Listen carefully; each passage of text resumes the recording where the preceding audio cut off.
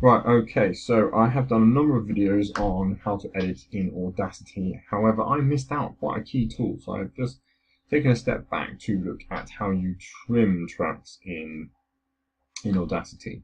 If you've ever used an iPhone, you've edited a video on there for whatever reason, then you may be familiar with the concept of trimming. If you haven't, then the concept of trimming is essentially that this stuff here at the end, for example, is all blank and we don't want it. Maybe we actually want the track to finish somewhere down here, over here. So what we want to do is trim the track. Okay. Quite often you see this in the sense that you have some like toggles that you can drag in. Audacity, unfortunately, is not that smart, but it does have a trim button specifically. It's this button here. Okay. It's this button here. So what we can do is we can go highlight all the stuff that we want. So we want it to keep going up to that tiny little break there. Okay, and then you click the trim button, and everything that's not highlighted will disappear. Okay, that's everything that's not highlighted will disappear. This is really, really useful if you're finding that you've got a whole track in there and you want to cut a big chunk out of it, trying to trim the end in. It's also what's known as non-destructive, which means you can put that information back without too much difficulty. However, if you just cut it, then it's kind of gone.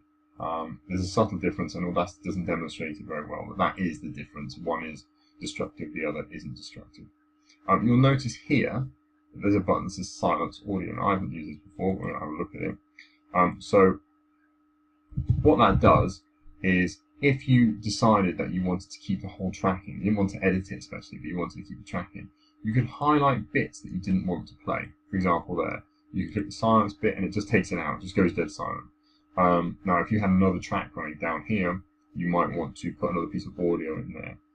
This is something that you could use to take out silence in your track. So this is a piece of music, so actually there isn't any silence. But if it were speech, for example, you might find as part of the speech you get a pause, like that.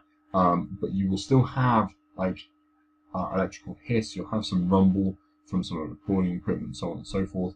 This is a great way to get rid of that. You could just go let it play, find where the person stops speaking, highlight the space in the middle, click that button, and stop.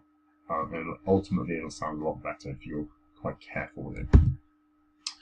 Yeah, so those are two tools I missed a little bit earlier on, but I thought it important to come back and cover. As it always is with this sort of thing, it is really, really useful to just experiment and mess about with it a little bit. You can't really mess it up with tools all over the place, and if something does go wrong for you, you just hit Control-Z to undo it, or edit up here, undo.